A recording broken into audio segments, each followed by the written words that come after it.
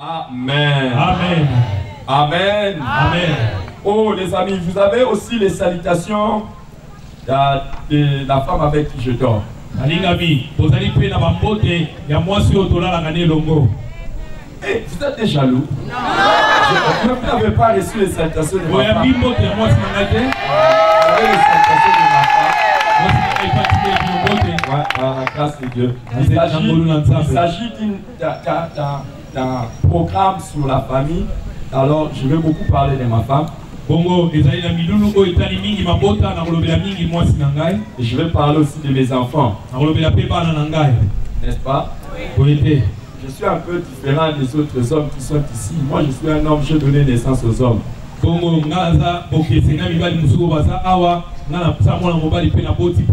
lion ne donne naissance qu'au lion. Par la grâce de Dieu, Dieu nous a donné 3 garçons. Le premier, par la grâce de Dieu, est actuellement en train de vivre en Afrique du Sud. Il a fini ses études à l'université de Pretoria.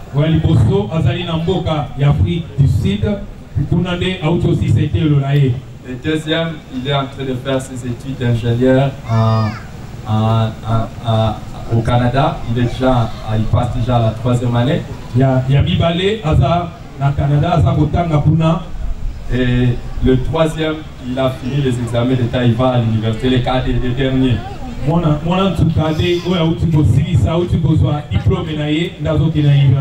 C'est même la raison pour laquelle ma femme n'est pas venue, parce qu'il devait rester avec lui comme il va voyager bientôt. Il y a quelqu'un qui commence à devenir un peu jaloux. Il y a des gens qui ont encore des bébés et des enfants à élever. Nous, dans quelques jours ici, la maison va rester à 2. Nous allons rester à 2.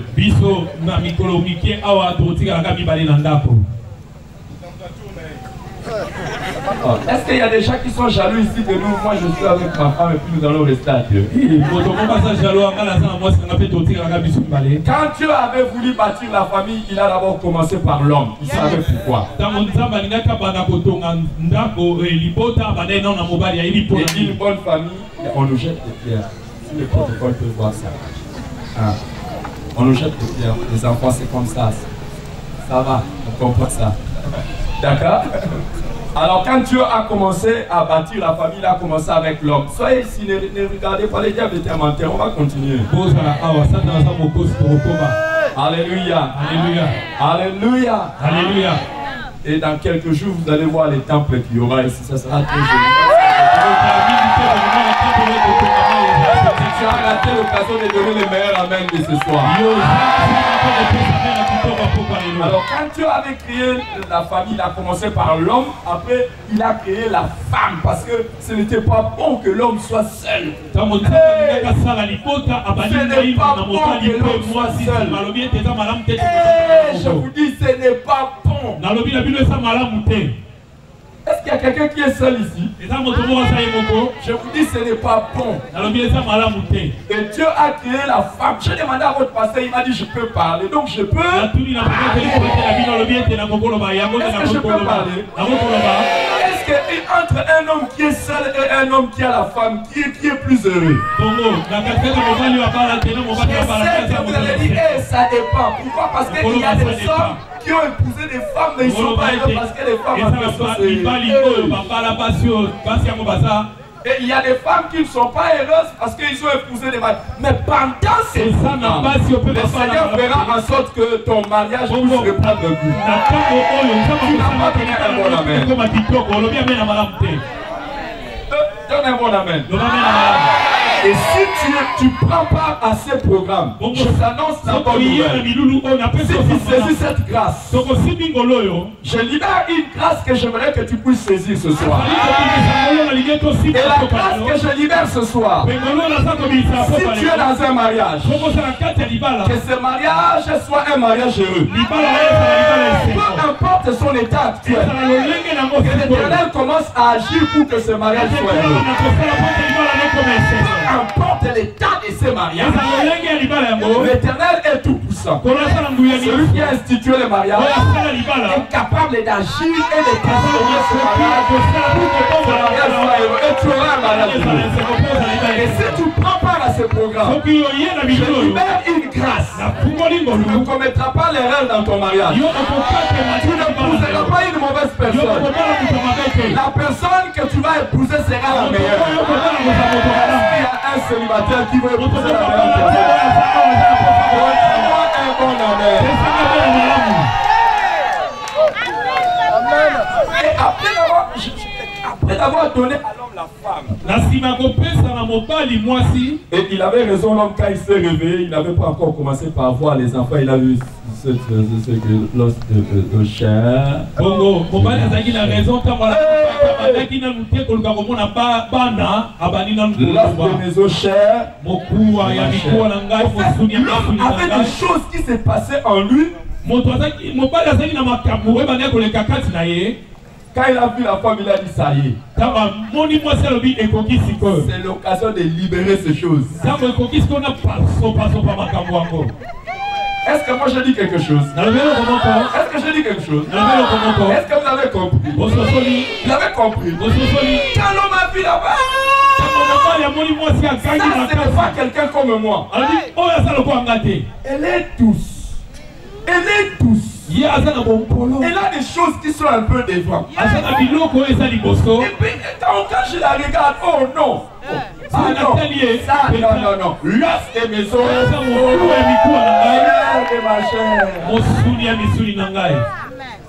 C'est vrai qu'après qu'il a dit on l'appellera femme. Donc, celle qui va porter les enfants. Mais avant le mariage, avant d'abord le mariage d'abord. Là c'est mes os, la chair. C'est pour ça les amis, quand vous vous mariez,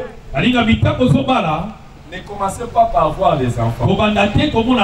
Le mariage est d'abord l'affaire de l'homme et la femme. Et les enfants viennent après. Et quand les enfants viendront.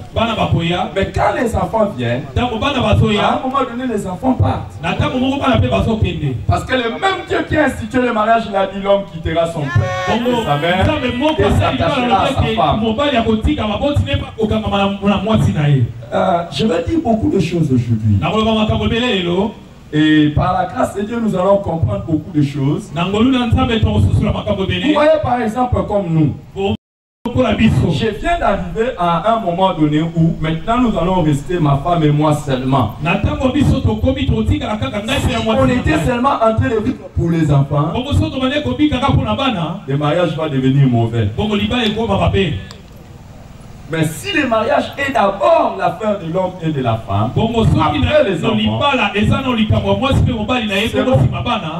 alors les amis, c'était comme on nous a prêché hier, comme on nous a enseigné hier. Dieu avait vraiment l'idée de quelque chose de bon pour l'homme et la femme. Il leur a donné une habitation. D'abord, il a donné à l'homme la femme, à la femme l'homme. Après, il leur a dit multiplier, il leur a donné les enfants. Et il leur a demandé de cultiver les jardins, il leur a demandé il leur a donné des responsabilités. Mais il y a quelque chose d'extraordinaire. Je ne sais pas si le pasteur avait insisté sur ça hier. Moi, je vais dire ça aujourd'hui. Ça veut dire que l'homme et la femme étaient nus. Tout nus. Et ils n'en avaient pas honte.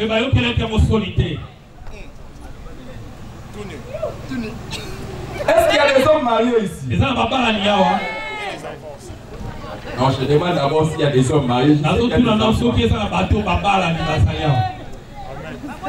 Les amis, la Bible dit qu'ils étaient nus. Et ils n'en avaient pas honte. Je voudrais poser une question à ceux qui sont mariés. Qui aimerait vivre comme ça?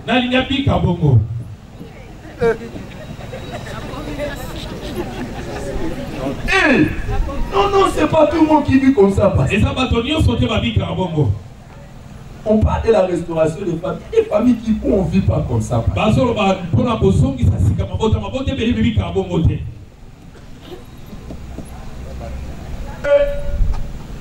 Toute l'église est calme. Les amis, imaginez un mariage comme on les décrit un peu dans les livres. Vous voyez l'homme, la femme, tout est nu dans un jardin.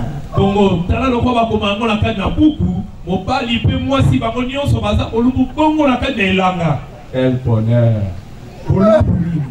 Il n'y a pas de calme.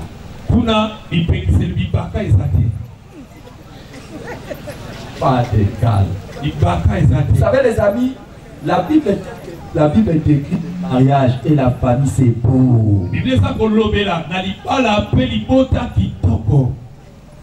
Les amis, ne trouvez pas que j'exagère. C'est la Bible qui dit. La Bible là, les enfants lisent. Est-ce que les enfants lisent la Bible? Les enfants lisent la Bible? Répondez-moi non. Est-ce que les enfants doivent lire la Bible? Oui.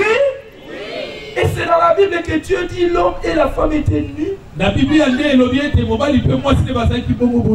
pensez pas que je suis en train de dire quelque chose d'extrange.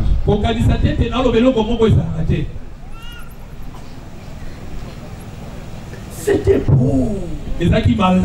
C'était bien. Malheureusement, c'est là où je vais commencer. Là, hier nous étions dans Genèse 2. Nous allons voir qu'est-ce qui s'est passé dans les jardins. Dans les chapitres 3. Allez avec moi dans les chapitres 3. Genèse chapitre 3. Je vais lire avec vous les versets 1 jusqu'au verset 7. Du verset 1 au verset 7. Écoutez ce que nous lisons. Les serpents étaient le plus rusé de tous les animaux des champs que l'Éternel Dieu avait fait. Il dit à la femme, Dieu a-t-il réellement dit, vous ne mangerez pas de tous les arbres du jardin? La femme répondit au serpent, nous mangeons du fruit des arbres du jardin. Mais quant au fruit de l'arbre qui est au milieu du jardin, Dieu a dit, vous n'en mangerez point et vous n'y toucherez point, de peur que vous mouriez. Alors le serpent dit à la femme, vous ne mourrez point. Mais Dieu sait que le jour où vous en mangerez, vos yeux s'ouvriront et vous serez comme des dieux, connaissant les biens et les mal. La femme vit que l'arbre était bon à manger et agréable à la vue et qu'il était précieux pour ouvrir de l'intelligence. Elle prit de son fruit et en mangea. Elle en donna aussi à son mari qui était auprès d'elle et il en mangea. Les yeux de l'un et de l'autre s'ouvrirent. Ils connurent qu'ils étaient nus. Et ayant cousu des feuilles de figuier, ils s'en firent des ceintures. Alléluia. Amen. Regardez, je savais pourquoi je vous disais qu'au commencement, quand Dieu a créé l'homme et la femme, ils étaient nus, ils n'avaient pas honte.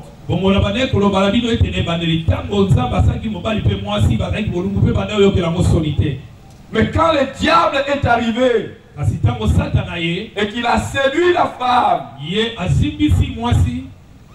et la femme a mangé les fruits que Dieu avait interdits, les yeux de l'un et l'autre s'ouvrirent.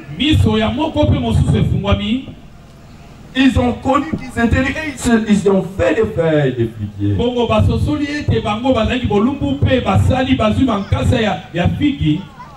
C'est fini. Le mariage et la famille n'est plus comme Dieu le voulait.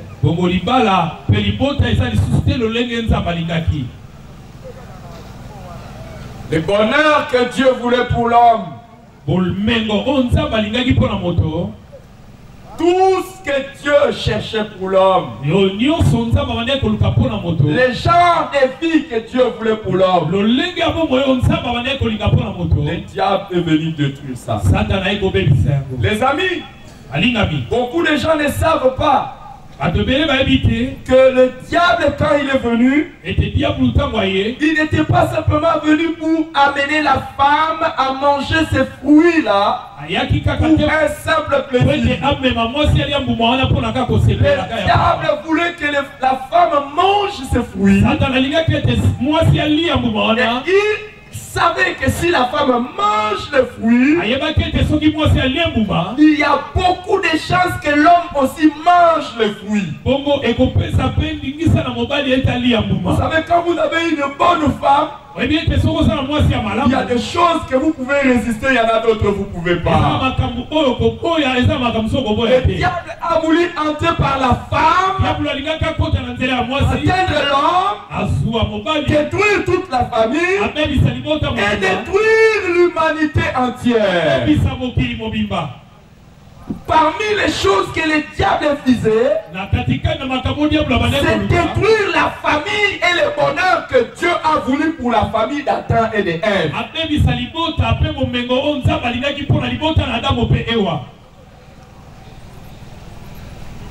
Dans Jean chapitre 10, on nous dit le voleur ne vient que pour dérober, égorger et détruire. Heureusement, la suite dit, c'est Jésus qui parle. Mais moi, je suis venu afin que les brebis aient la vie et qu'elles soient dans l'abondance.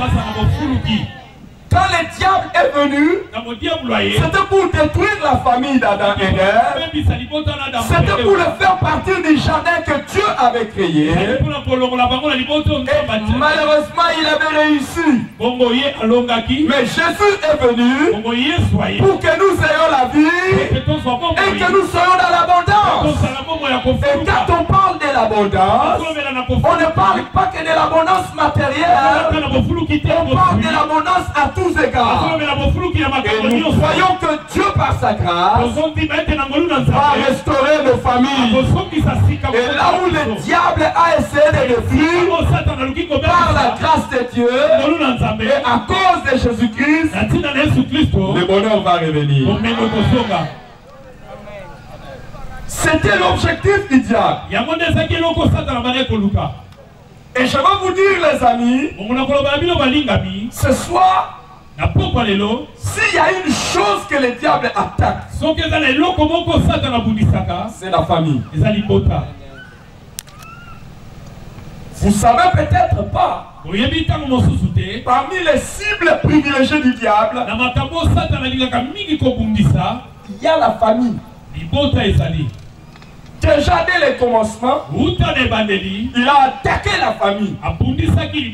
Et nous allons voir par la suite que toute la stratégie que le diable avait mis en place, c'était pour détruire la famille. Mais par la grâce de Dieu, Dieu a mis aussi une stratégie pour venir détruire ce que le diable a fait.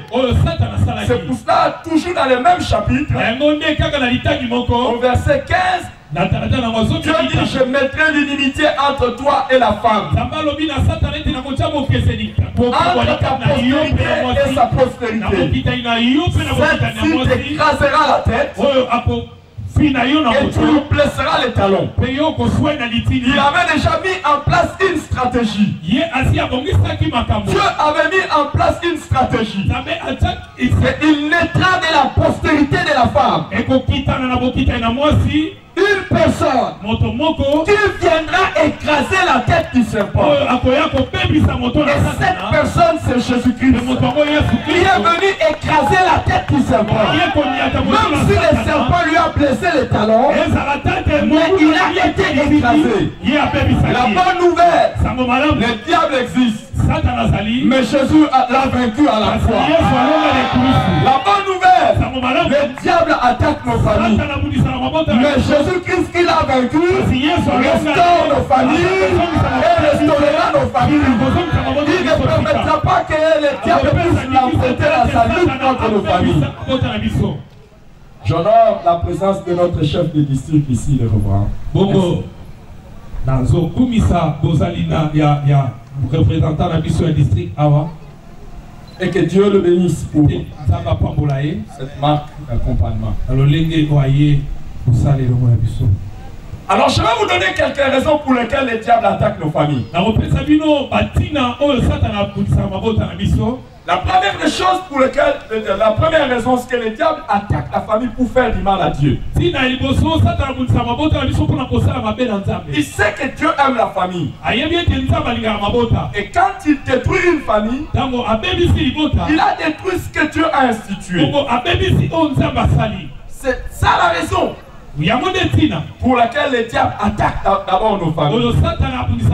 La deuxième raison, les diables attaquent nos familles pour voler le bonheur et l'épanouissement familial. L'homme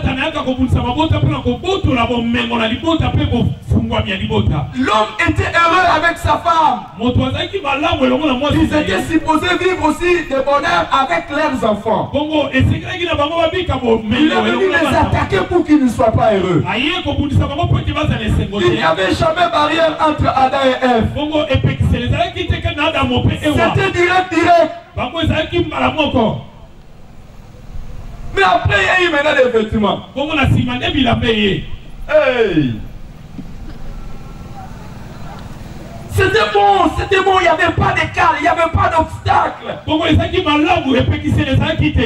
Et quand on dit que l'homme et la femme étaient, il ne se cachait rien. Aujourd'hui, il y a des mariages où la femme ne connaît rien de l'homme et l'homme ne connaît rien de la femme.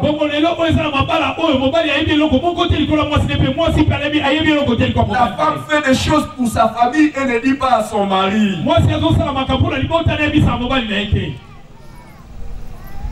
Et l'homme fait des choses pour sa famille, ne dit pas à son mari. C'est normal, non? C'est normal, non? Oh, c'est normal, non? Est-ce qu'on dit tout à son mari? Est-ce qu'on dit tout à sa femme? La femme, quand tu lui montres tout l'argent que tu as, elle va enfanter toujours des besoins.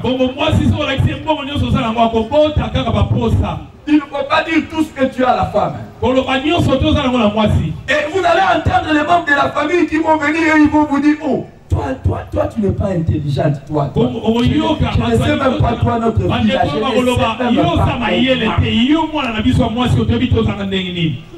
Comment toi, tu crois que les mariages là, les maris là, tu sais ce qu'il fait pour sa famille.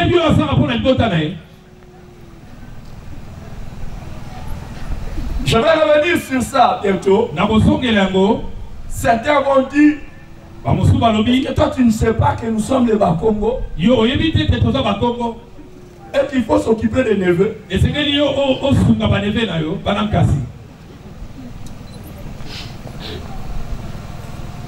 que toi tu ne sais pas? Toi tu ne sais pas.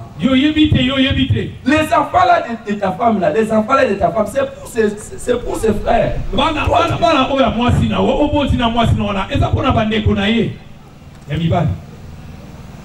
Vous n'avez jamais entendu ça? Ils étaient nus, ils se cachaient rien. Que ton mariage soit comme ça.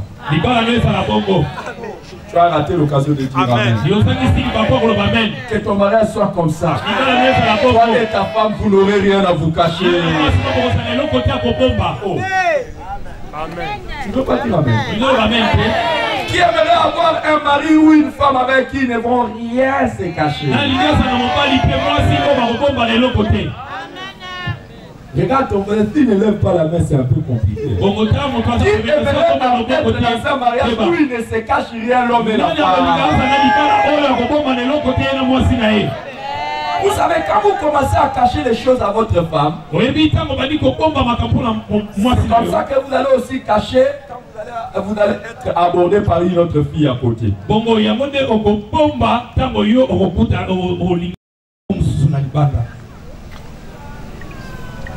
Mais ça ne t'arrivera pas au nom de Jésus. Les diables attaquent pour voler les bonheurs et l'épanouissement familial. Les amis, la troisième raison pour les diables attaquent la famille, c'est pour briser la communion avec Dieu.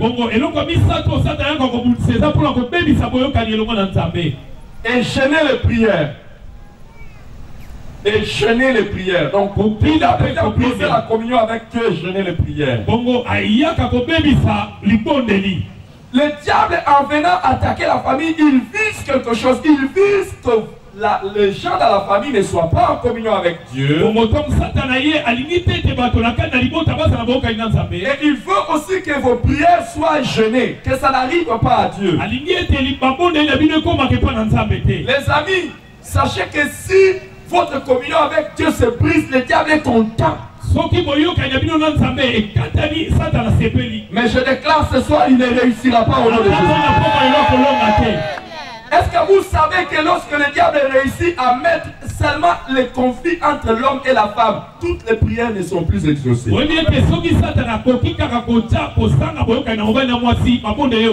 que 1 Pierre chapitre 3 verset 7 nous dit.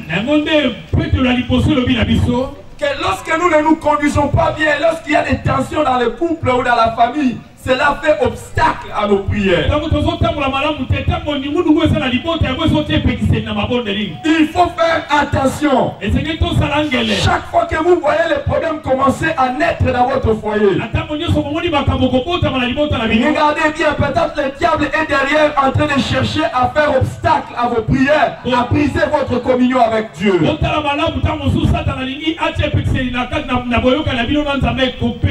ne pouvez pas bien prier et être épanoui lorsque ça ne va pas avec votre épouse. Vous ne pouvez pas bien prier et vous épanouir lorsqu'il y a un ça ne va pas avec vos enfants. Ça dérange.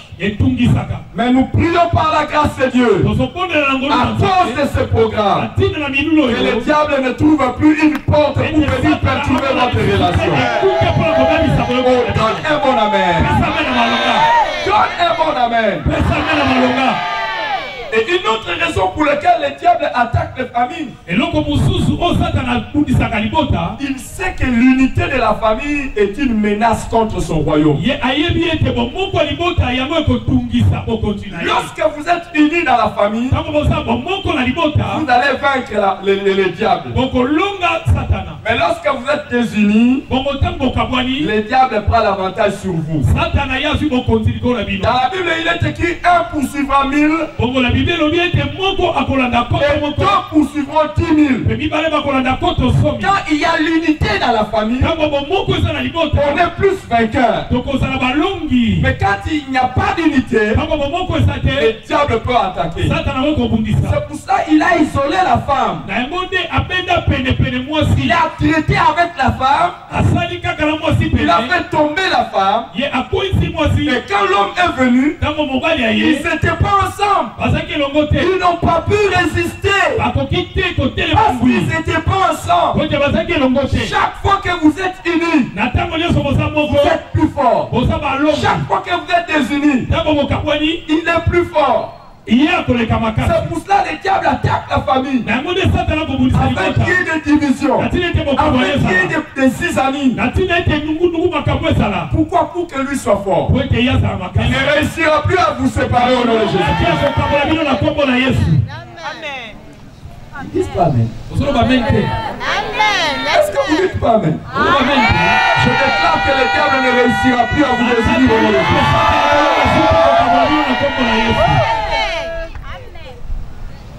Notre parrain de mariage nous racontait toujours l'histoire des yeux dans les foufous.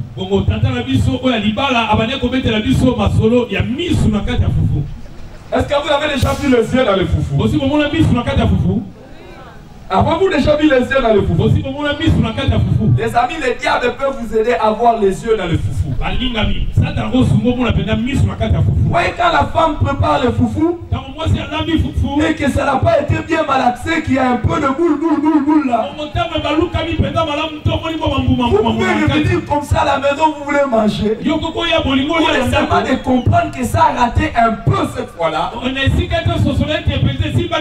diable vous ouvre grandement les yeux et vous commencez à voir ces boules là comme des yeux. Et avec ça, comment je vais manger avec ça et puis après. Au nom de Jésus-Christ. Tu aimeras ce que ta femme prépare. Amen.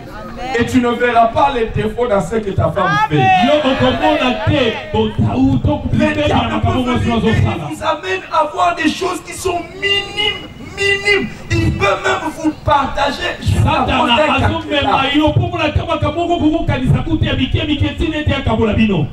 Oh non, mais moi j'ai vu les cancrelats ici. Moi je n'ai pas vu les cancrelats. Je n'ai pas vu les cancrelats. Et puis vous ne dormez pas bien. L'autre regarde comme ça. L'autre regarde là-bas. C'était quoi? Les cancrelats.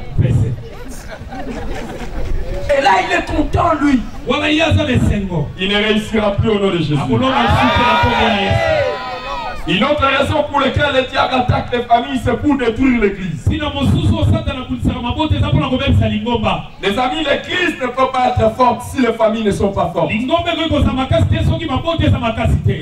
ne peut pas être forte si dans l'église les hommes ne sont pas normaux, les femmes ne sont pas normales, les enfants ne sont pas normaux. Les amis, l'église ne peut pas être stable si en venant ici il n'y a que les femmes mariées et les hommes ne sont pas là.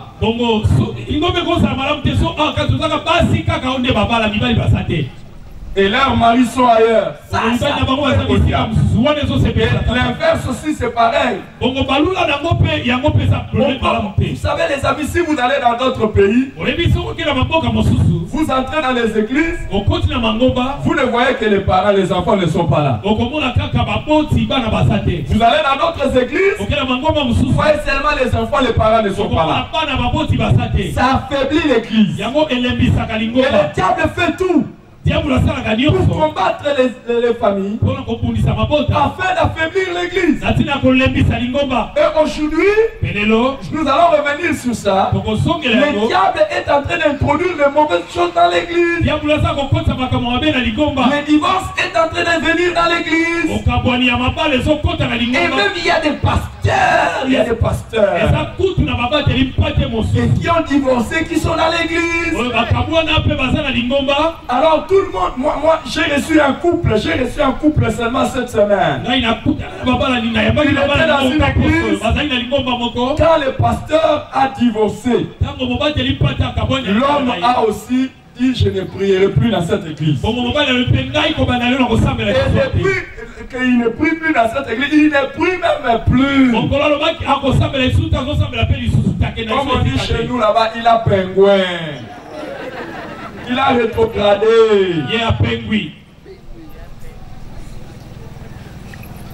Les amis, voir un homme de Dieu tomber avec une fille dans l'église, ça fait décourager les gens. Ça affaiblit l'église. Lorsque vous êtes dans une église où vous voyez la maman pasteur dominer sur le pasteur, l'église c'est fini. Quand vous avez dans l'église les femmes habillées en pantalon, quand je dis pantalon, pas pantalon physique, mais les femmes qui veulent dominer sur les hommes, ça c'est donc les femmes,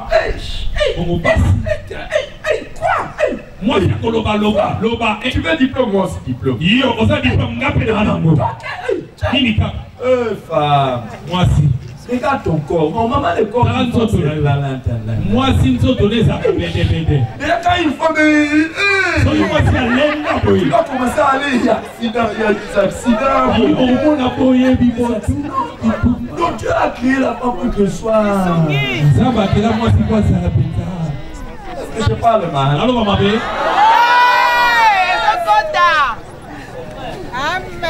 L'église est détruite à cause de ça. Et c'est ce que le diable cherche. Et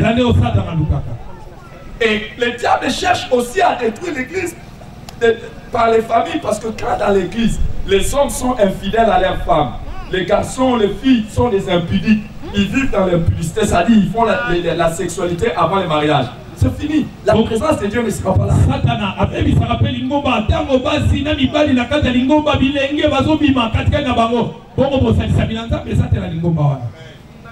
Le diable attaque aussi les familles. Pour une autre raison, c'est la raison de disqualifier les serviteurs de Dieu ou les servants de Dieu. S'il y a une personne pour qui vous devez prier, le numéro 1, c'est le pasteur Gauthier. Et s'il y a une personne pour qui vous devez prier, le numéro 2, c'est Maman Astrid. Et priez pour le pasteur assistant. Priez pour le leader ici. La Bible dit, on frappera les bergers et les brebis se disperseront. Parmi les cibles du diable dans l'église, il y a le couple des pasteurs. Et pas seulement le couple des pasteurs, mais les familles des pasteurs. Qu'est-ce que ça vous ferait que vous entendiez un pasteur dont tous les enfants ne prient pas? Ça décourage la foi. Quand vous entendez que l'enfant d'un pasteur a été engrossé, quand vous voyez que l'enfant d'un pasteur est brigand, on le voit dans des boîtes de nuit, dans des bars. Au nom de Jésus-Christ, tu seras sauvé toi et ta famille. Pas seulement un amen, non? Un amen. Le diable attaque les familles pour disqualifier les serviteurs.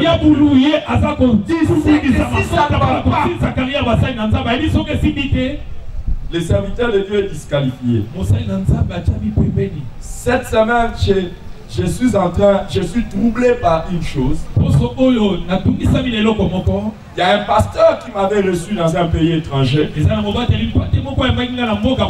Et je suis allé prêcher dans son église. J'ai vécu dans sa maison. Il a une bonne femme. Mais ce pasteur, je l'ai vu encore. Il a maigri.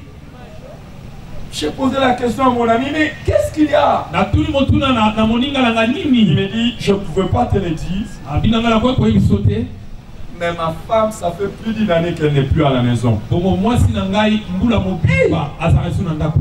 femme que je connaissais très douce. Très bien. Je dis, qu'est-ce qui s'est passé? Le pasteur me dit, ma femme a ouvert une porte. Et vraiment, maintenant là, ça ne va pas. Je l'ai pardonné. Mais je n'arrive pas encore à la remettre à la maison. Elle va venir à la maison, mais je suis en train de faire tout qu'elle me donne. Je dis, qu'est-ce qui s'est passé? À un moment donné, ma femme a commencé à dire qu'elle a besoin de beaucoup d'argent. Parce qu'elle veut construire une maison pour ses parents. Alors, à cause de cette envie d'avoir de l'argent pour construire la maison, elle a rencontré un homme qui avait beaucoup d'argent, qui a proposé de l'aider. Femme d'un pasteur. Moi, c'est un pasteur. Et c'est parti. Le ministère de cet homme de Dieu complètement démoli. Et il a encore l'esprit du pardon. Dieu merci. Je lui ai simplement dit, mon frère, tu sais tous les démons que l'on attaque là, ils cherchent aussi à nous attaquer. Malheureusement, notre sœur a ouvert la porte. Nous devons la pardonner et nous devons combattre pour elle. Mais d'où est-ce que c'est venu? L'envie d'aider sa famille. Qui t'avait dit que c'est à toi d'aider ta famille? Qui t'avait dit ça? Ton papa en épousant ta maman. Est-ce que c'était aux enfants de venir arranger leur vie? La Bible dit c'est aux parents d'amasser pour les enfants. Les amis, si vous avez des parents, je l'ai dit au nom de Jésus. Si vous avez des parents qui vous ont mis au monde pour que vous puissiez venir arranger leur vie, vous ne savez pas.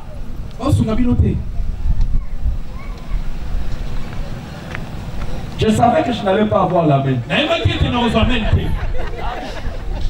Je suis venu en combat et je veux combattre des choses comme ça. Je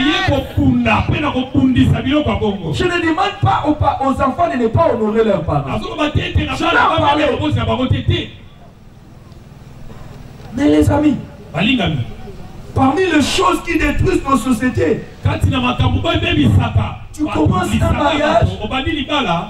tu commences un mariage, directement la charge de toute la famille est sur toi. Quand est-ce que tu vas t'occuper de ta femme et de tes enfants? Tu as le cœur partagé entre tes enfants et ta famille d'origine.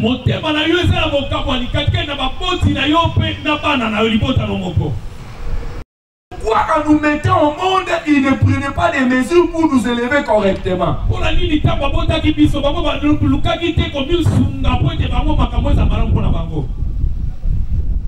Je sais que tu n'aimes pas. Mais c'est la vérité. Quand tu mets au monde des enfants, Dieu te demandera des comptes pour chaque enfant. Tu dois élever les enfants jusqu'à ce qu'ils deviennent responsables. Tu continues ta vie normale. Est-ce que tu mets au monde des enfants comme une entreprise? Les enfants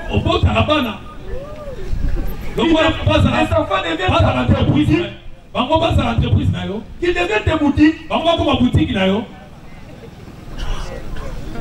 Les amis, comment un homme sera-t-il heureux avec sa femme pendant qu'il sait, comme je suis en train de partir là, il y a ma maman, mes frères.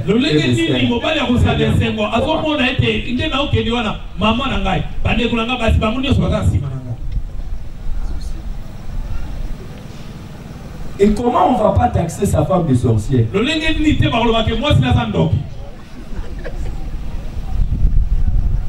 Les amis, il y a des conflits qui naissent pour rien. J'étais parti dans sa maison, on ne m'avait pas donné à manger.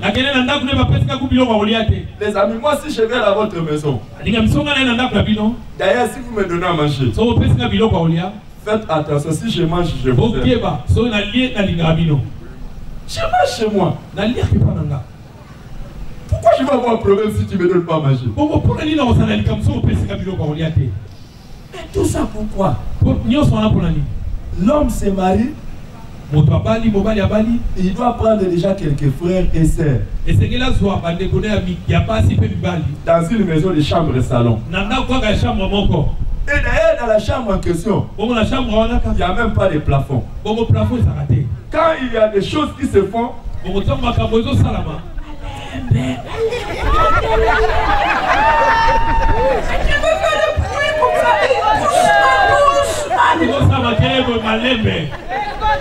comment tu vas vivre les bonheurs normaux? Il n'y a même pas de lune de miel. Est-ce que moi je dis quelque chose? Est-ce que je dis quelque chose? Vous avez compris quelque chose? Si vous avez compris, c'est votre affaire, c'est bien. Et les amis, vous voyez, juste à cause de ça, juste à cause de vouloir prendre soin de sa famille, combien de femmes se sont compromis dans les lieux de travail? Pourquoi? C'est que les maris me donnent n'est pas suffisant. Ce n'est pas suffisant pour manger à la maison. Non, ce n'est pas suffisant pour aller m'occuper.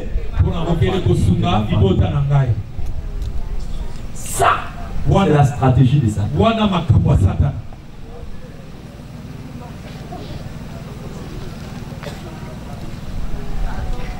Waouh, tu es trop calme. Wow. Tu es trop calme.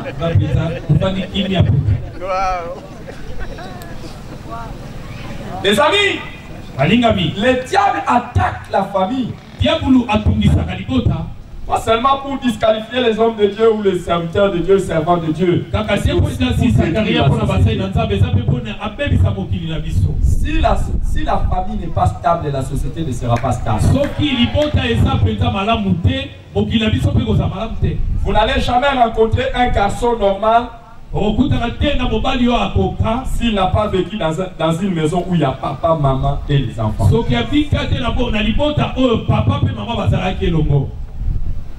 Vous n'allez pas rencontrer une femme normale si elle n'a pas vécu dans une maison où il y a papa, maman et les enfants et une bonne harmonie. Si notre société est détruite aujourd'hui, c'est à cause de ça. Il n'y a plus de bonne famille.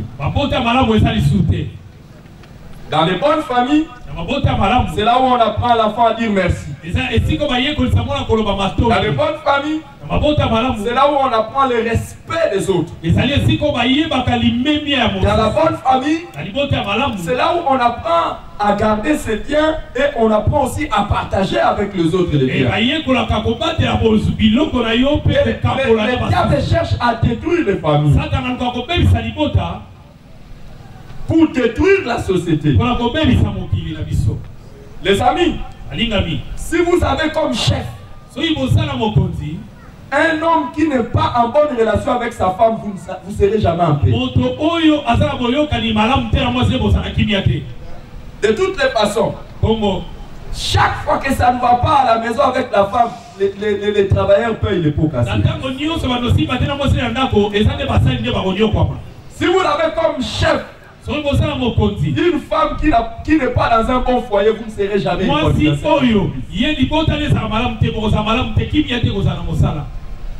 Et si dans la société, vous avez un chef qui a grandi seul sans l'éducation de papa et de maman,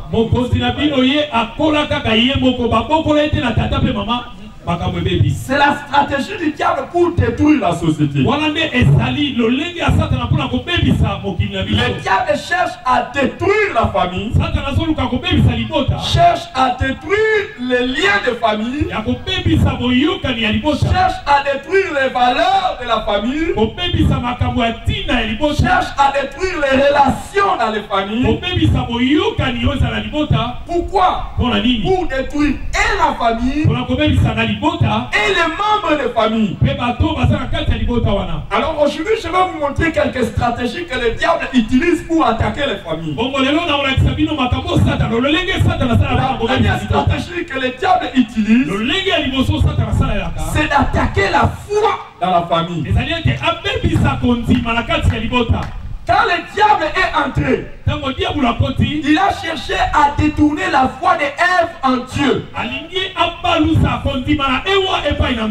Les amis, chaque fois qu'il y a quelqu'un dans votre famille qui n'est pas en Christ, c'est un problème dans la famille. Si vous êtes dans une famille où l'homme n'est pas en Christ, c'est un problème. Si vous êtes dans une famille où la femme n'est pas en Christ, c'est un problème. Si vous êtes dans une famille où les enfants ne sont pas en Christ, c'est un problème. Les amis, un jour je suis allé rendre visite à notre fils aîné en Afrique du Sud. Pasteur Gauthier, je t'ai dit, je tremblais et je suis resté un peu calme. Je suis allé voir notre fils et il loue un appartement. Et il loue un appartement dans un grand immeuble. Et dans ce grand immeuble, il y a beaucoup d'étudiants qui sont là-bas. Et beaucoup d'étudiants et beaucoup d'étudiantes. Alors il m'a dit, papa, je vais te faire voir mes amis.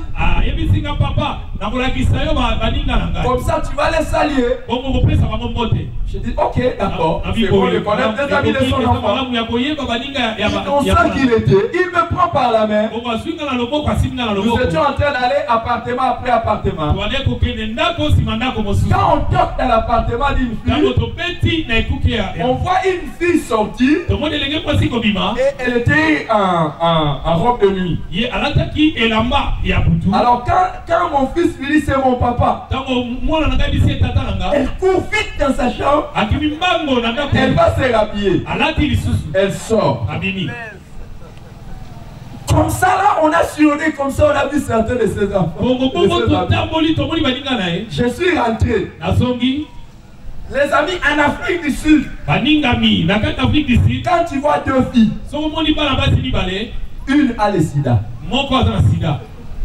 Votre pasteur côté cette pays. Et d'ailleurs, ceux qui ont le sida sont plus nombreux que ceux qui n'ont pas le sida. À cause de la pauvreté. Et comme on commençait à donner l'argent à ceux qui ont le sida, certains commençaient à s'injecter les virus pour qu'ils aillent prendre cet argent. Alors parmi les dangers d'un papa quand il envoie son enfant dans des pays comme ça, c'est que seulement votre enfant puisse s'amuser avec les filles. Les amis, quand que vous avez un enfant à la maison qui n'a pas Christ, vous n'avez pas la paix et l'assurance. Alors je posais la question à mon fils. Je parlais avec lui, je dis, mon fils, dis-moi, vérité, moi je dis ton papa. Est-ce que si tu as déjà touché? Oh non, papa, non. Là je suis rentré en paix. Parce qu'il est en Christ. Et je prie que jusqu'au dernier membre de ta famille, tout le monde soit chrétien. Que le diable échoue. Que le diable n'arrive pas à détruire la foi de ta femme. Que le diable n'arrive pas à détruire la foi de ton mari. Ou la foi de tes parents ou de tes enfants. Les amis, nous avons le devoir de faire échouer le diable. Et cette semaine qui est la semaine de la restauration de nos familles, nous allons travailler pour que tous les membres de nos familles soient sauvés. Oh, tu as raté l'occasion de dire un bon amen. Les amis, nous devons prier, nous devons travailler et nous devons faire tout. Pasteur, c'est un défi que tous les membres de nos familles soient des chrétiens et des vrais chrétiens. La stratégie du diable, c'est de détruire la foi. Je bénis Dieu de ce que tous nos trois enfants sont des chrétiens. Je venais encore dernièrement ici du Canada. Je suis allé voir les deuxièmes. J'ai rencontré son pasteur. Et c'est son pasteur qui me donne le témoignage. Il dit ton fils. Oh, non. Quand beaucoup de gens viennent ici au Canada et qu'ils viennent à l'université, généralement la tête part en l'air. Mais ton fils, c'est même pas lui, c'est son pasteur qui me rend témoignage. Il est bien, il est stable. Il n'a rien vu de pareil. Je prie que Dieu nous accorde à nous tous la grâce que tous nos enfants, comme il avait promis, soient disciples de l'Éternel. Les amis, saisissons cette occasion pendant cette semaine, et que nous poussions-ils, comme Jacob qui avait prié toute la nuit, je ne te laisserai pas que tu le mettes le lit. Nous allons dire à Dieu que cette semaine ne s'achève pas, que tu sauves ma famille. La restauration de la famille, la première restauration, passe d'abord par le salut de la famille. Amen. Que nous soyons sûrs que papa est sauvé, maman est sauvée, les enfants sont sauvés, les travailleurs sont sauvés, les neveux, les nièces qui sont dans la maison sont sauvés. Et si vous hébergez aussi votre grand frère, mais même votre yaya est sauvé. Et si vous êtes en train d'être logé quelque part, vous êtes logé quelque part dans une famille, il faut que tu puisses savoir que même si tu as quel âge, tu es un enfant. Les amis, si tu habites chez quelqu'un, s'il dit à 20h tu dois être là, il faut pas dire que tu as grandi. Oh, j'ai grandi. Non, si tu avais grandi, tu devais être chez toi.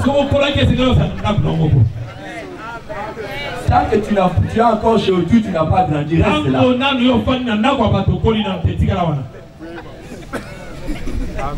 Ok? Oui. Si c'est la maman qui prépare le thé pour toi, il te sert à table, il te donne à manger, il te demande va laver les assiettes, va laver les assiettes.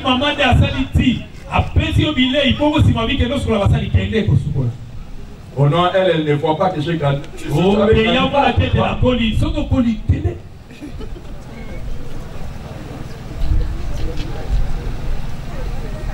Est-ce que je parle mal? Tu vas créer des conflits pour rien. Toi, à ton âge là, que la femme d'autrui prépare pour toi, te mettre à manger, et lave aussi les assiettes dans lesquelles toi tu manges. C'est quoi ça? C'est quoi? On l'a épousé pour toi.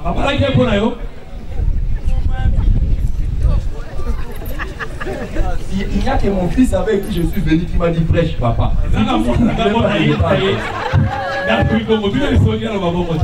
C'est comme ça que nous avons des gens à la maison, il a 20 ans. 30 ans.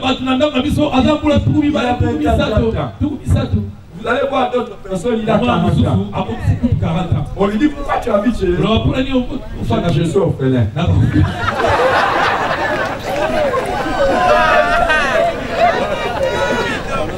Les amis, est-ce que c'est vraiment normal? Est-ce que c'est vraiment normal?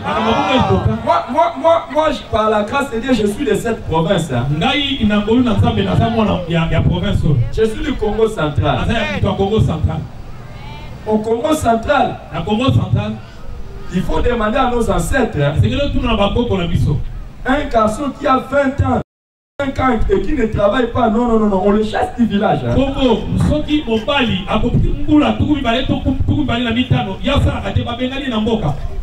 Non, maman, on les a poussés même à 14 ans, 16 ans.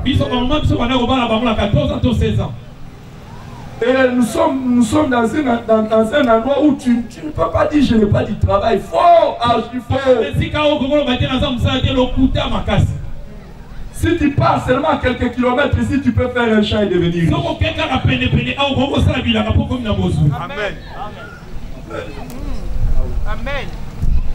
Oh, que l'Esprit de Dieu te mette mal à l'aise jusqu'à ce que tu sortes de la maison.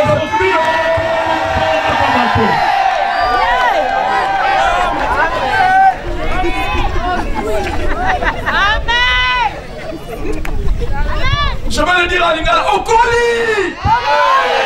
Aussi au cola! Si on va aller à tout nini, on va aller à tout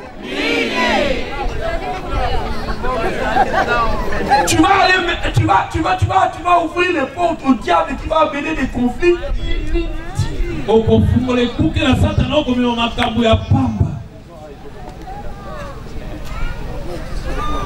Et puis, les gens de personnes comme ça, ce sont les gens de personnes qui laissent des problèmes à la société. Je vais vous donner une information. Est-ce que vous êtes avec moi? Si tu te maries à 30 ans, ton premier enfant va terminer le secondaire, tu auras déjà 48 ans. Si tu veux l'envoyer à l'université, tu auras déjà 50 ans. Si tu te maries à 35 ans, ajoute. Donc si tu te maries à 40 ans, tu vas laisser les orphelins. Et la société va hériter des orphelins programmés.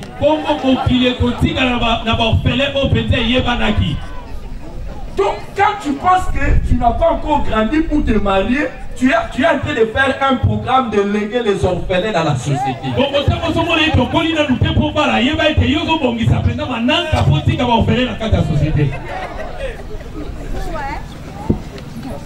Vous n'êtes pas d'accord avec moi? Est-ce que j'ai mal parlé? Est-ce que j'ai mal parlé? Demande à la personne à côté de toi s'il est marié.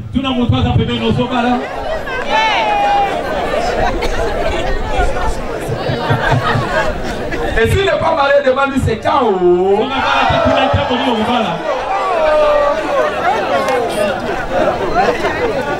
Et puis bon, les amis, entre nous, est-ce que vous savez que là où il y a promiscuité entre les garçons et les filles, c'est là où il y a les incestes? Vous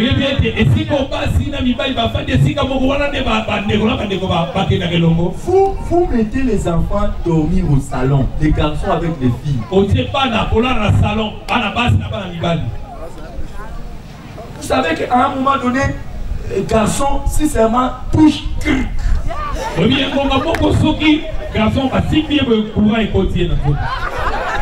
Maintenant, quand le courant va entrer, et puis le diable lui dit, essaie. Et puis les choses s'arrivent.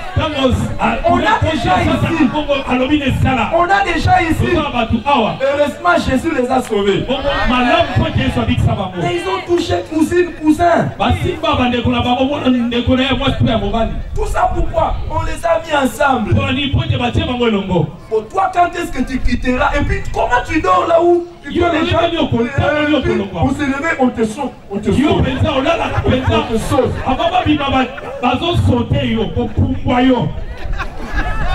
Est-ce que je parle mal? Est-ce que je parle mal? Mais pourquoi vous êtes comme ça là quand je parle? Vous êtes maintenant là, vous devenez solide. Est-ce que je parle mal? Que l'Éternel t'accorde la grâce de connaître le meilleur mariage. Et que l'Éternel te donne un chez toi. Oh, dis à mon amen. Que l'Éternel te bénisse. Que l'Éternel te bénisse. Que l'Éternel te bénisse. Qui te donne les moyens. Qui te donne le travail. Qui t'ouvre les portes. Afin que tu sois chez toi. Au lieu que tu te réveilles le matin, mais toi vraiment tu es une grande fille comme ça, tu peux pas balayer la maison. Et effectivement, la maman de la maison a raison. Tu encombres et puis tu ne fais rien.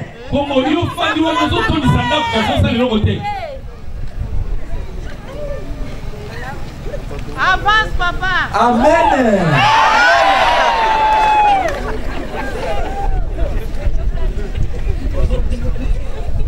Amen. Alléluia.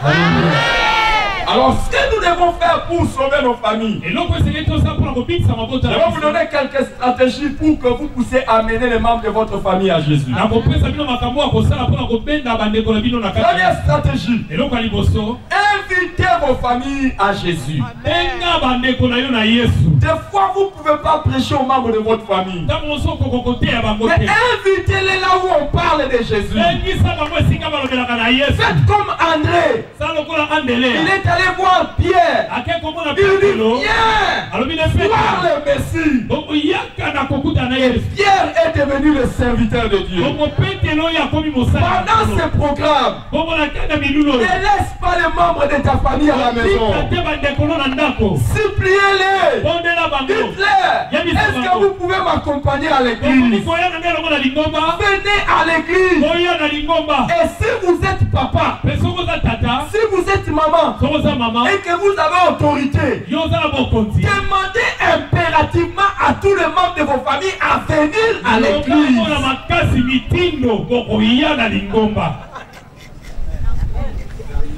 Écoutez les amis, tant que tu es chez moi, tu pratiques ma foi.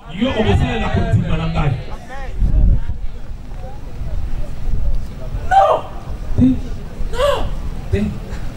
Oh. Les amis, tu es grand. Montre-moi que tu es grand en quittant chez moi.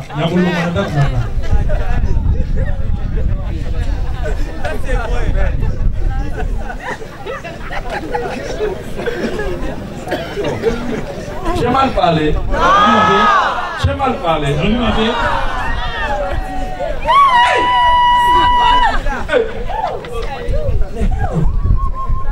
Alléluia. Alléluia. Apparemment, est-ce que je suis toujours votre ami? Il n'y a pas de problème. À la fin, dites c'est bon au pasteur Gauthier. On ne veut plus de lui. Qui revienne plus. Je vais partir. Je vais aller vite retrouver ma femme.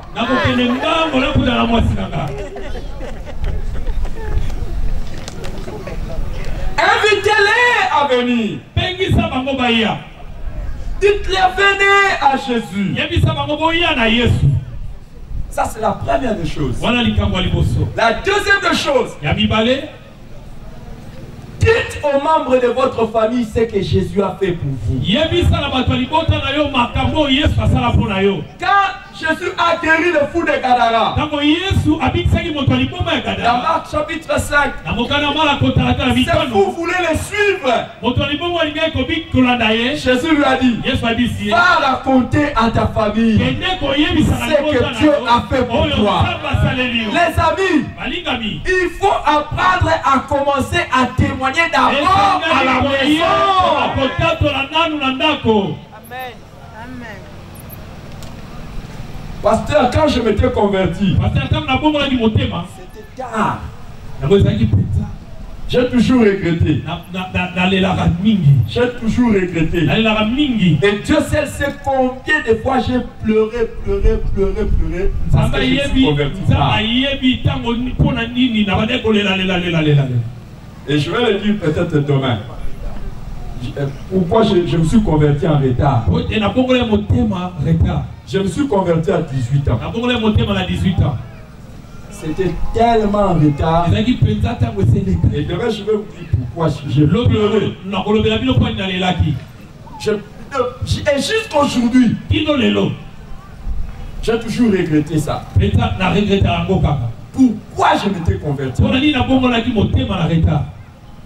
Si je m'étais converti avant, peut-être en ce moment-ci, je serais en train de prêcher, je suis en l'air.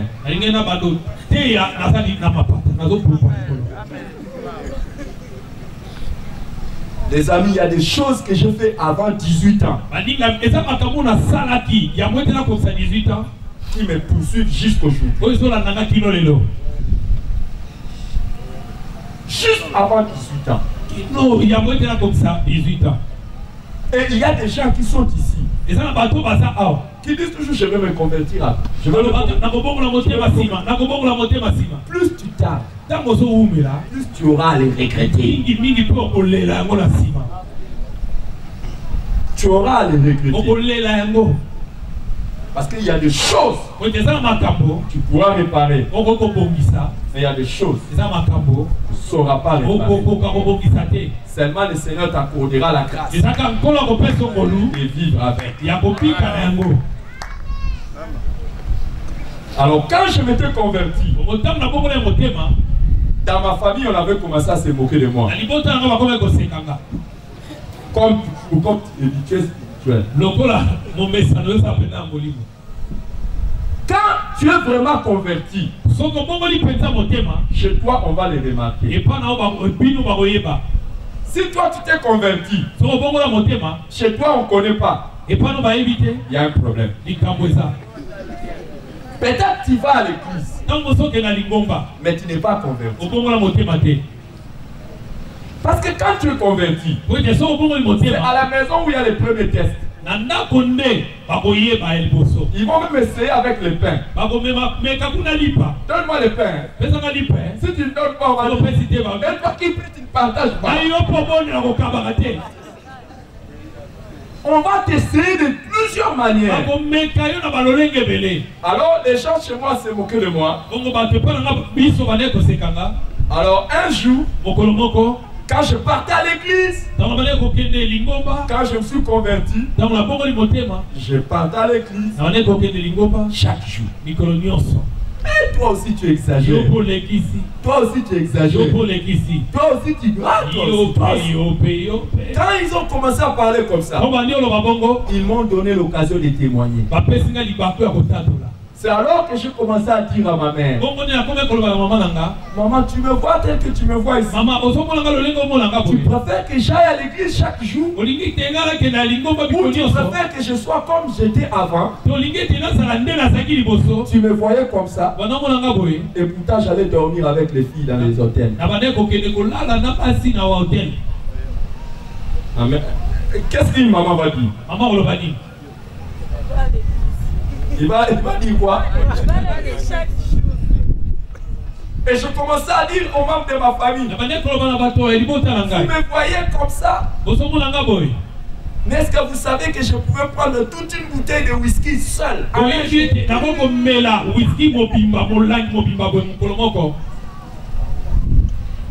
Vous voulez ce garçon-là ou vous voulez celui qui va à l'église? Les membres de ma famille. K.O. Dis aux membres de ta famille ce que Jésus a fait pour toi. Ça va les amener avec lui. Aux membres de ta famille. Dites-leur, j'étais pécheur, j'étais lié, j'étais possédé, j'avais des esprits mauvais qui me hantaient, mais Jésus m'a libéré.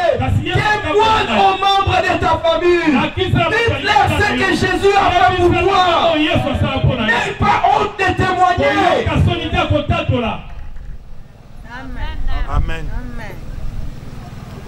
À moins que tu n'aies pas un témoignage. Mais si tu as un témoignage, les premières personnes avec qui il faut le partager, ce sont les membres de la famille.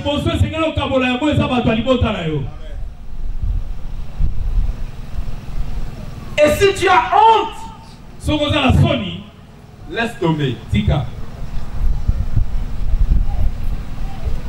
Tu ne sauras pas gagner les membres de ta famille. Il ne faut pas avoir honte. Parle aux membres de ta famille. Dites-leur, j'étais pécheur. Jésus m'a sauvé. Comment viendront-ils à Jésus s'ils ne voient pas un témoignage vivant? Amen. Vous savez que pour beaucoup de gens, dans nos familles, les histoires de Jésus, ce sont les histoires. Mais si toi tu leur dis, j'étais comme ça, Jésus a fait ça, ils viendront à Jésus. Et ils verront, parce que tu seras un témoignage. La troisième chose, enseigner la parole de Dieu. Prêche la parole de Dieu aux membres de ta famille. Même si tu as l'impression qu'ils ne t'écoutent pas, prêche. La parole de Dieu est une sémence. Ça entre en eux. Et un jour, avec tes prières, ils arrosent cette parole. Ils viendront à Jésus. Enseigne. Les amis, Parmi les choses qui ont fait que je sois sauvé, ce sont les enseignements que je suivais à l'école des dimanches. Et les prédications que je suivais que mon papa prêchait. Ce sont les choses qui m'ont sauvé. La Proverbe 26, il est écrit: instruis l'enfant selon la voie qu'il doit suivre. Quand il sera Dieu, il ne s'en détournera point. Sème la parole. Parle aux membres de ta famille de Jésus. Si tu vois, ils sont hostiles, à un moment donné, tu prends les prédications, tu mets à la maison. Tu allumes la radio à la maison. Tu laisses la chaîne de télévision à la maison. Laisse la parole être répandue chez toi. Un jour, avec tes prières, Dieu touchera leur cœur. Il y a des gens qui ne peuvent pas venir écouter la parole ici, mais ils peuvent écouter leur parler de Jésus. Ou ils peuvent écouter parler de Jésus par la radio. Nous parlons de la restauration de la famille. Voici ce qu'il faut faire pour amener la restauration de la famille. Répandez la parole à la maison. Mettez la musique chrétienne à la maison. Mettez la musique chrétienne. N'aie pas honte de ça. Ne laisse pas leur musique dominer à la maison. Chante. Qu'ils écoutent. Chante. Et chante à haute voix. À un moment donné, fais même des prières évangéliques. Pendant que tu es en train de prier, tu es en train de laisser passer la parole de Dieu. Est-ce que tu sais que pendant que tu es en train de prier, tu peux être en train de louer le Seigneur? Oh Seigneur, c'est toi le Dieu qui a sauvé beaucoup de prostituées. C'est toi le Dieu qui a sauvé même des bandits. Peut-être tu n'as jamais su que ta sœur était une prostituée. Elle saura par ton adoration qu'elle peut être sauvée malgré qu'elle serait prostituée. Pendant que tu es en train de célébrer, tu es en train de louer le Seigneur. Jésus, les drogués sont venus à toi.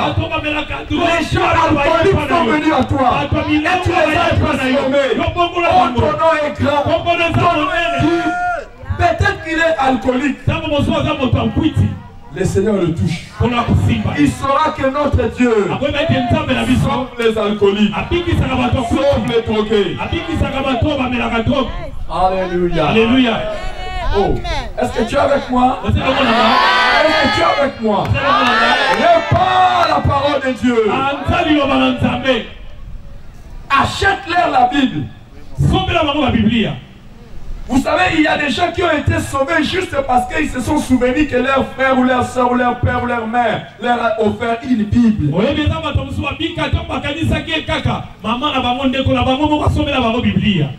Quatrième chose, prie constamment pour le salut des membres de ta famille. Et nous allons le faire tout à l'heure. Nous allons prier pour le salut des membres de notre famille. Chaque personne, tu vas citer le nom de chaque membre de famille. Les amis, j'ai un témoignage. Mon père était serviteur de Dieu. Chaque matin, il priait pour nous tous. Et il citait le nom de chaque enfant. Mon père est mort. Quand il est mort, nous étions restés et nous n'étions pas sauvés. Mais les amis, un enfant après un autre, un enfant après un autre se donnait à Jésus. Il n'y a plus un enfant qui n'est pas sauvé. J'ai vu deux de mes sœurs mourir. Mais avant de mourir, les deux ont donné leur vie à Jésus. Il y a une qui était morte parce qu'elle frappait d'une maladie terrible. Mais c'est quelques jours avant sa mort, il a demandé de voir un serviteur de Dieu. Et c'est le pasteur Maurice Mou qui est allé voir ma soeur. Le pasteur Maurice Mou le matin, il est venu, il m'a dit, mon frère, je n'ai jamais accompagné quelqu'un à la mort et être sûr que cette personne va entrer au ciel. Les amis, la prière ne pourrit pas. Les amis, la prière est puissante. Les amis, la prière ne pourrit pas. prière, même à la dernière minute, sauvera les membres de ta famille. Et tu le verras arriver. Prie! Bondela! Prie! Bondela! Et la cinquième chose, apprends à combattre pour la délivrance des membres de ta famille. Combat pour la délivrance de ta famille. Les amis, plusieurs ne se convertissent pas. Ce n'est pas parce qu'ils ne veulent pas. La Bible dit que le diable aveugle les gens. Il faut que tu pries. Que le voile que le diable jette sur les yeux des membres de ta famille, que ce voile soit déchiré, afin que les membres de ta famille connaissent l'évangile. Et la Bible dit que certains sont liés par le diable. C'est à toi de prier pour qu'ils soient libres.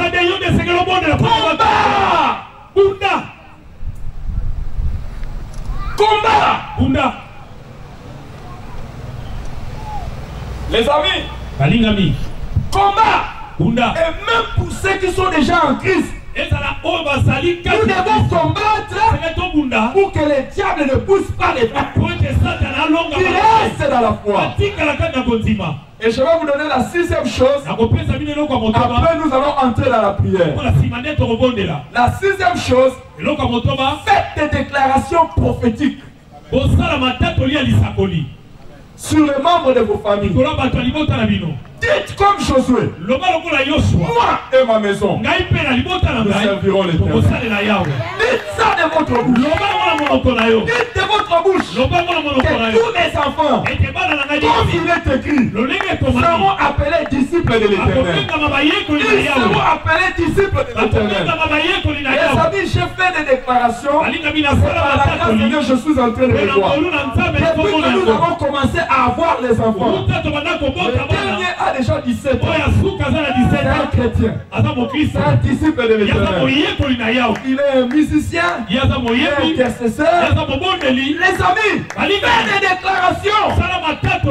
Faites des déclarations.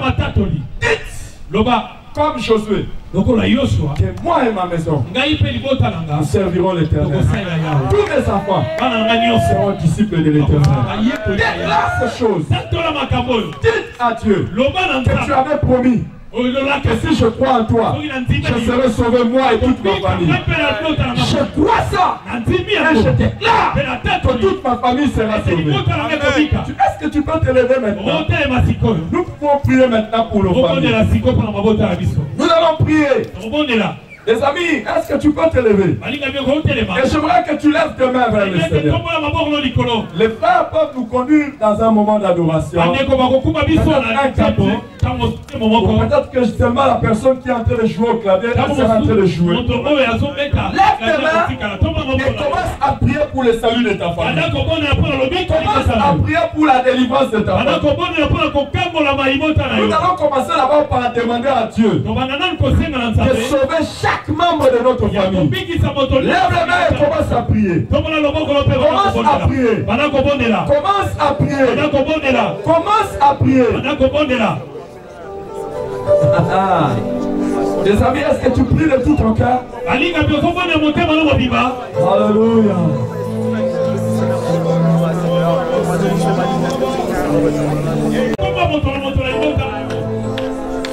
Sauve Seigneur.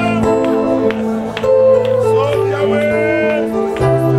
Sauve Yahweh. Sauve Yahweh.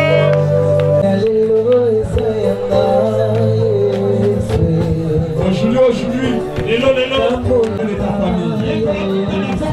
C'est la semaine de la restauration de la famille. Et le Seigneur va te donner le salut de membres de ta famille.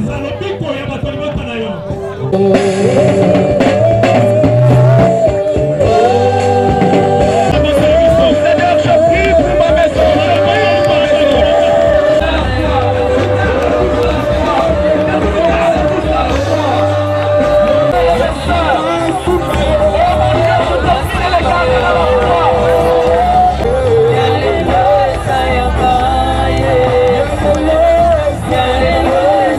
Sayang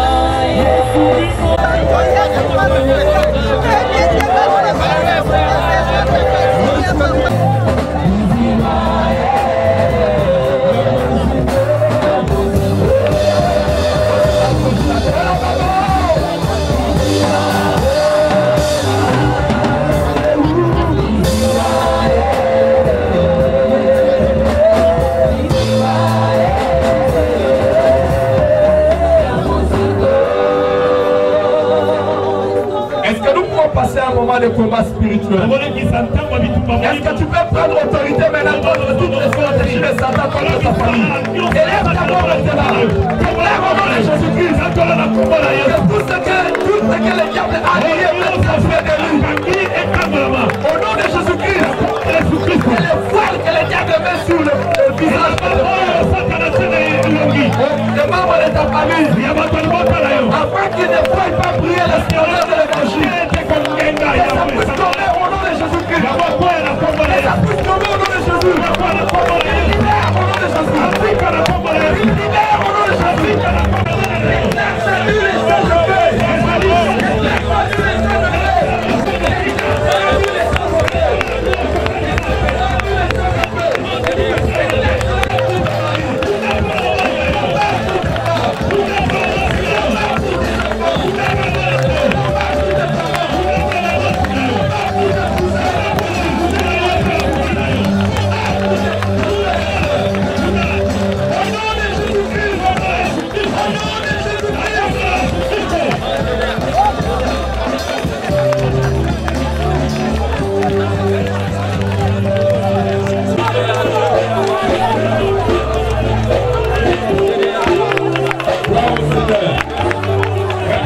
Il y a une personne qui est venue ce soir ici, sincèrement devant son Dieu. Tu te dis toi-même, je ne suis pas un vrai enfant de Dieu. Je n'ai jamais donné ma vie à Jésus.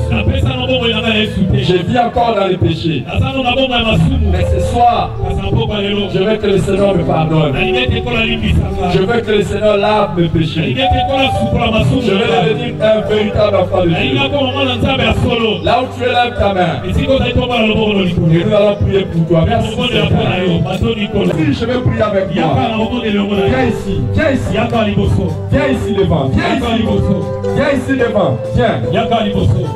Viens ici devant. Viens ici devant, merci. Merci mon ami. Dieu change ta vie. Viens. Ne traîne pas. Si tu as honte, c'est que tu n'as pas encore prêt. C'est que tu n'es pas encore prêt. C'est que tu veux encore vivre dans le mal. Si tu as encore honte, c'est que tu veux vivre dans le mal. Mais ce soir, si tu entends la voix de Dieu, et tu as entendu la voix de Dieu, tu dis je veux changer. Viens rapidement. Nous allons prier pour toi et avec toi. Est-ce qu'il y a une autre personne qui est restée? Ne ferme pas ton cœur. Tu ne connais pas ce qui viendra demain. Tu ne sais pas ce qui viendra demain.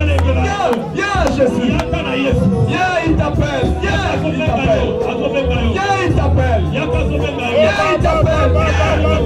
Et c'est pour changer de vie. Bienvenue ici devant. Que ce soit de tout ton cœur.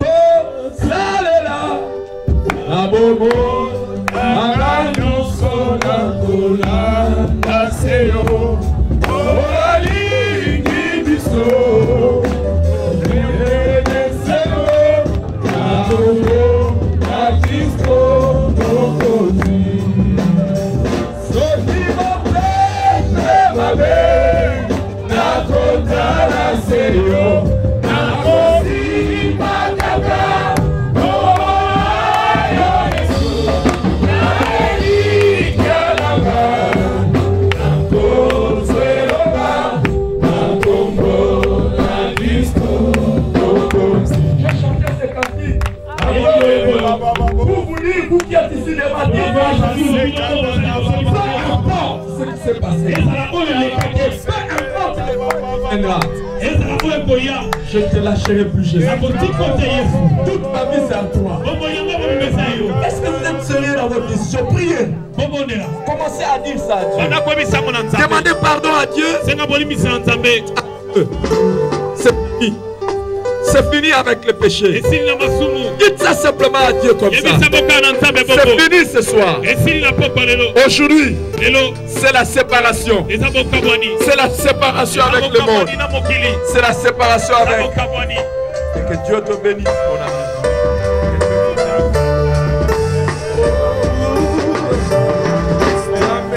Continue.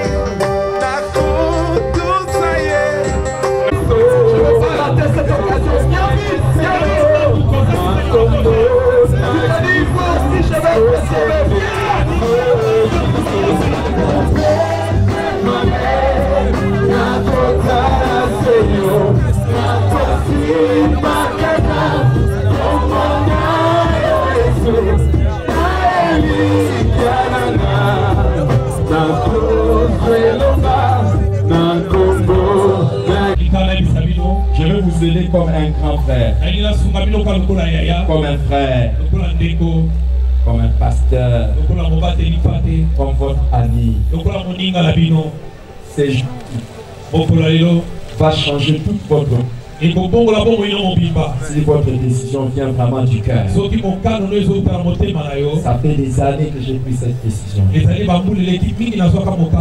Comme je l'ai dit, j'avais 18 ans. Et depuis là, Jésus a changé ma vie. Regardez qui je suis. Je peux me mettre devant les gens. Alors que j'étais vraiment méprisable. Quelqu'un qui ne peut pas, non, c'était pas bon. Je n'avais pas une bonne vie. Jésus a changé toute chose. Et il m'a donné une vie. Il m'a donné un avenir. Aujourd'hui, quelqu'un grâce à lui. Aujourd'hui, c'est de tout votre cœur. Le dit. Votre nom est inscrit dans les livres de Dieu. Là-bas au ciel. Pour lui, Dieu va mettre votre nom. Nous ici, quand nous allons prendre vos noms et adresser juste pour vous aider. C'est là-bas au ciel. Et il y a une fête. Parce que Dieu est là, le diable. Parce que vous êtes maintenant à marcher entre ses mains. Je veux vous aider comme un ami, comme un frère. Répétez cette prière après moi. Mon Dieu. Commence avec lui. Commence avec elle. Fais ce parcours avec chacun de ces personnes. Seigneur, qu'il fasse des expériences meilleures que celles que nous avons faites. Seigneur, qu'elle fasse un parcours normal plus que nous. Qu'il fasse de belles expériences du salut avec toi. Qu'il s'attache encore et encore à toi. Que le monde ne le retrouve plus. Et qu'ils attirent un grand nombre devant toi. Seigneur, que ton œuvre dans leur vie soit parfaite. Que ton œuvre dans leur vie soit parfaite. Saint-Esprit, que cette sémence de la parole se grandisse, se développe et donne de fruits. Merci de transformer cette vie. Merci de les transformer. Merci de les transformer. Et aujourd'hui, que leur histoire change. Que leur histoire change. Que leur histoire change. Frère, soeur, je viens te bénir. Au nom de Jésus. Que ta vie soit bénie. Que tu aies une nouvelle vie en Christ. Que tu marches avec une nouvelle espérance. Que ta vie soit totalement transformée. Que les hommes voient le changement en toi. Que ta vie soit précieuse devant Dieu. Que l'ennemi n'ait plus d'emprise sur toi. Que toutes les forces qui t'ont retenu jusqu'à ces jours tombent au nom de Jésus. Que l'influence qui a contrôlé ta vie jusqu'à ces jours lâche au nom de Jésus. Je t'accueille dans le royaume de Dieu. Et je t'accueille dans la famille des enfants de Dieu. Je t'accueille dans la famille des enfants de Dieu. Et partout où vous êtes, acclamons le Seigneur de ses bien-aimés. Acclamons le Seigneur pour ses frères et